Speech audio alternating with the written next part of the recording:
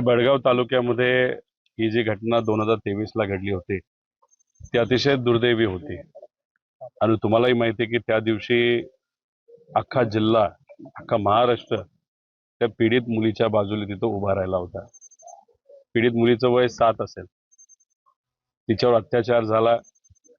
अत्याचार करणारा 18 ते 19 वर्षाचा त्यावेळेस होता आणि मग त्यानंतर तिला अक्षरशः ठेचून तिला तिथं मारण्यात आलं। नरसापूरला जी घटना काही दिवसांपूर्वी 3 वर्षाच्या मुलीवर घडली ती अशीच काहीतरी तिथं घडली होती। खरं तर ही घटना घडून 3 वर्ष झाले। त्यावेळेस सुद्धा तुमच्या सगळ्यांच्या म्हणजे मीडिया असेल, इथल्या लोकांच्या प्रयत्नांमुळे, सामाजिक कार्यकर्त्यांच्या प्रयत्नांमुळे त्यावेळेस फास्ट ट्रॅक कोर्ट हे लावण्यात आलं होतं। सगळीकडे चर्चा फास्ट ट्रॅक कोर्टचीच आहे।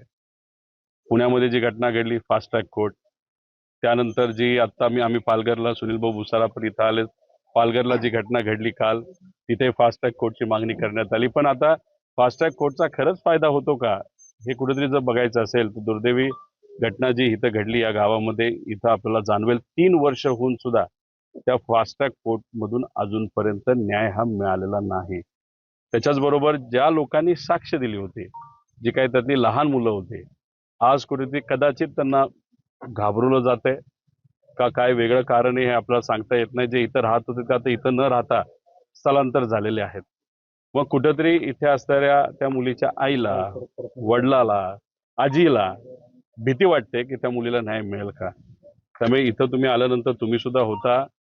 आई प्रामाणिकपणे तिथं हीच सांगत होती की आम्ही गरीब माणसं आहोत, आम्हाला भेटायला त्यावेळेस बरेच जण आली, पण मग 3 वर्ष आम्हाला न्याय मिळत नसेल तर आमच्या या न्यायाचं काय, असा प्रश्न तिने तिथं उचलला। आणि खरंच कायदा गरिबाच्या बाजूने आहे का असे सुद्धा प्रश्न तिथं विचारण्यात आले। त्यामुळे मी सरकारला विनंती करतो की काही झालं तरी शक्ती कायदा जो आपण 2019-20 ला तिथं आणला होता तो कायदा लागू करावा, त्याच्यामध्ये अजून काही गोष्टी थोड्याशा स्ट्रिक्ट कराव्यात आणि त्या कायद्याच्या अंतर्गत उद्या जाऊन म्हणजे त्या कायद्याकडे बघून कुठं ना कुठे ते लोकांना भीती वाटेल असं कृत्य करण्यापासून, आणि उद्या जाऊन ज्या लहान मुली आहेत, ज्या महिला आहेत, त्यांच्यावर होणारे अत्याचार कुठे ना कुठेतरी कमी होतील अशी अपेक्षा आपण तिथं करू।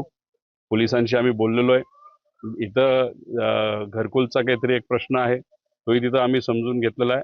त्यामुळे इथं याच्यात कुठलंही राजकारण न आणता फक्त या मुलींना, या परिवाराला न्याय मिळावं असा आमचा प्रामाणिक प्रयत्न आहे।